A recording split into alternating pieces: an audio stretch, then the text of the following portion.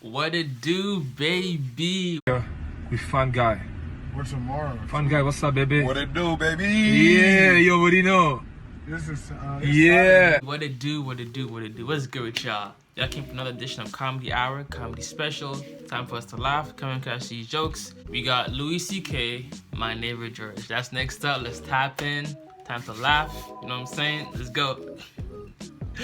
Everything is gonna be alright when you're feeling low and you can't see the light. What it do, Wagwan gang, how you doing? Welcome back to the channel. If you're new, subscribe. If you're ready to subscribe, thank you for coming back. I appreciate you. What the channel is all about is providing you with videos that are both informative, but also that make you laugh and inspire you to change your life one way or another. Habits are what make your life ideal, right?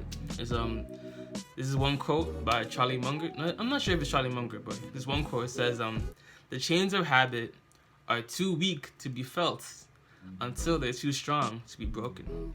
I'm all about like fostering just a better life in general, right?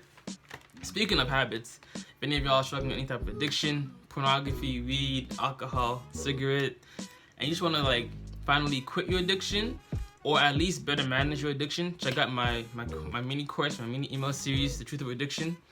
Just helps you go through all the processes by which you can finally curb your addiction once and for all. So I got you, about to save you some money, because do a little exercise. How much money are you really spending are you actually spending on your addiction? Think about that. How much money are you spending on cigarettes every week, every weekend, alcohol? Just think about it. But without further ado, let's get into it. Louis C.K., my neighbor George. Alright, so let's go. One time I was having sex with a woman. It was our first time having sex. Also, it turned out to be our last time. But I didn't know that. Anyway, I was gonna come soon, so I felt like talking about it. But I didn't know her very well, so it came out weird. I said, I'm coming.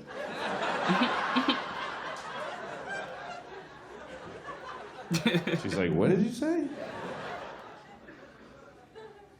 Because I was back there.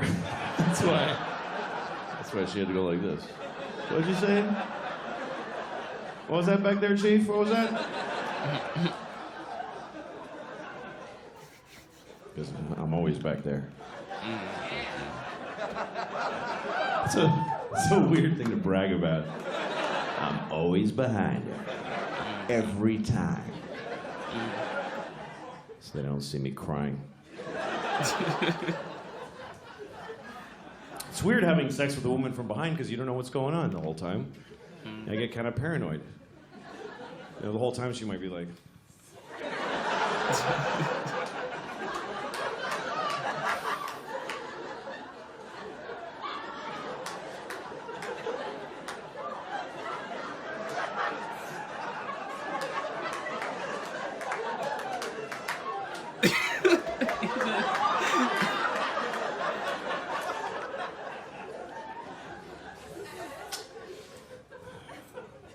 I was on the subway in New York. This isn't another sex story. This is a traveling story. Oh, shit. Are you ready? So I'm on the subway, and I'm standing there. I wasn't holding anything, I just like to stand like this. I'm standing there. I walk around the city like this. Hi. So I'm standing there, and from behind me over here, I hear this. I hear... And I was like, ooh, okay. He's a crazy person. I mean, it's not a big surprise in New York. Then I heard it again. I was like, all right, I want to see the crazy person. Just want to take a look. So I look over, and it's not what I expected. It wasn't a big homeless guy with 2 sets of headphones that don't work or anything like that. It was a young woman. She looked like she was about 21. She's standing there. She's very kind of nice, properly dressed. She was very, like, Michigan-y or something. Very suburban-y, Michigan-y kind of thing. And she's standing there with a ponytail. And then all of a sudden she starts going like this. She goes, la la la la la la la. La la la la la la la. And I realized, oh, she's like a student, like a singing music student. And she's doing her vocal exercises on the subway. You know what? It wasn't charming or nice. It was arrogant and rude.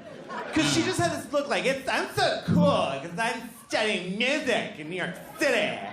And I just do my thing right on the subway every day. La la la la la la la, everybody. La la la la la la la, tired nurse who just did a 14-hour shift.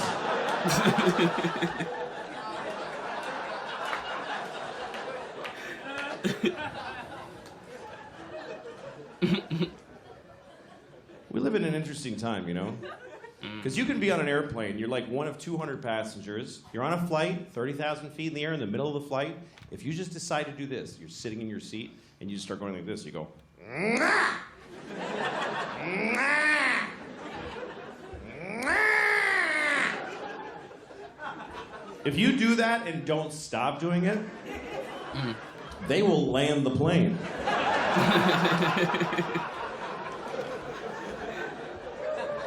You can will a plane to the ground without a weapon or a threat. You don't even have to do that much. You can just sit there and just start going, down, down. Seriously, if you were on a plane and you just didn't stop saying down, down, down. Sir, is there a problem? Down, down. Fighter jets will appear. I mean, you'll go into the nearest airport. And then I guess you're in trouble, but well, they can't put you like in prison because you said down several times. Yeah. They'd like bother you. Why'd you do it? Are you a terrorist? Why'd you do it? I just didn't want to be up anymore. Just didn't like it. I mean, I just said the word of where I wanted to be. You didn't have to do it. It's just a suggestion. Jesus Christ. Do you think that sharks would be embarrassed if they knew that we could all see their fins sticking out of the top of the water? I think they'd be bummed. Because I don't think sharks are aware of that at all. I think sharks think they're slick. They swim around like, hey, nobody has any idea who's down here. And we're all up here like, there's totally a shark right there. My first week in the building about a year ago, I went down to the courtyard for the first time. I didn't look too good, you know? It was a Sunday morning. That's my least presentable hour. There's a lot of, just stains, just like, food and me and whatever. And so I'm sitting there. So, shut up. Oh. Anyway, so there I was. I'm sitting on the stone bench of this courtyard and feeling a little out of place. There's these fancy doormen and stuff. And then there's this guy looking at me. I notice he's looking at me from across the courtyard. And he's all spiffy looking. He's got brown shoes and he's looking at me like, I could tell he was thinking I don't live in the building. He thinks I just wandered in off the street and sat in a courtyard. I could tell he's thinking of coming over and dealing with me on his own. And I'm sitting there thinking like, oh, please do that. Yes, please, come on. Need some new content. And I'm trying to look even more gross. And I'm like pulling up my shirt. And then I see him go, oh, no, that's not going to do at all. And he comes over to me. And I'm like, I'm so excited to have this thing. The confrontation where I'm not wrong at all. And he thinks I am. So he comes over, says, excuse me, do you live in this building? And I said, no. Because why not start there? I said, no. He goes, well, then what are you doing here? And I said, I just need to rest. I'm having a hard time.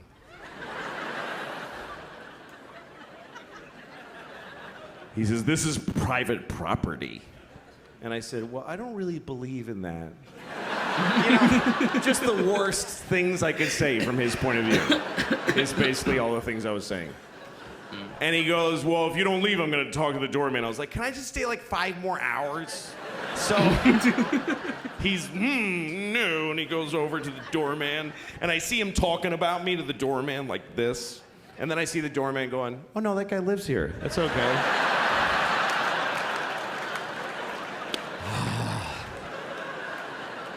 And the look on his face, it was just so, it was this beautiful cocktail of anger and confusion. It's like I had invented a new way to hurt somebody's feelings. That's how excited I was. He was so angry, he came back. He came back to me. He said, why didn't you tell me that you live here? And I said, because I don't have to tell you anything ever. There are no words that I must say to you.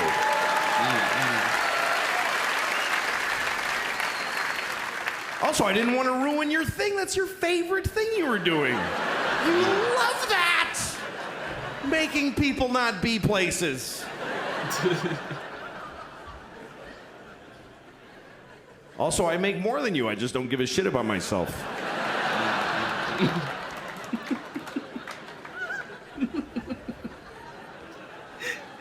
Anyway, he didn't say anything after that because, well, the whole thing didn't really happen.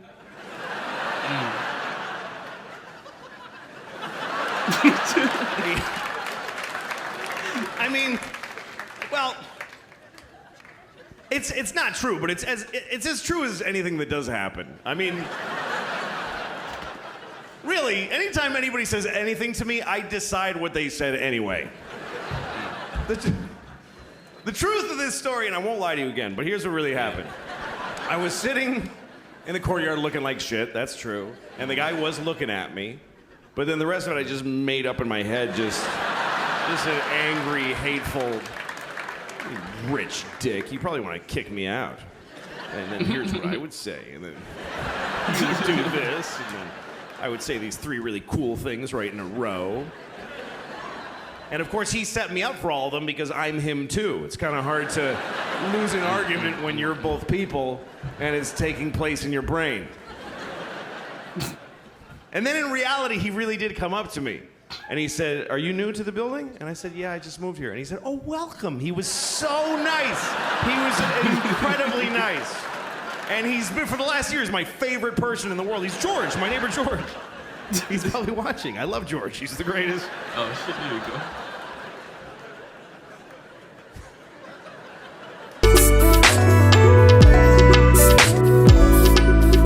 What the fuck?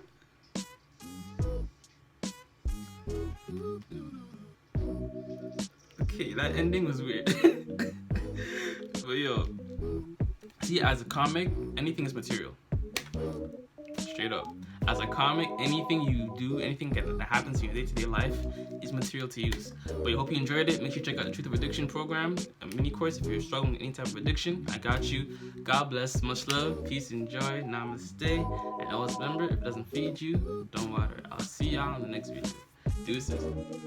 I truly believe everything is gonna be alright.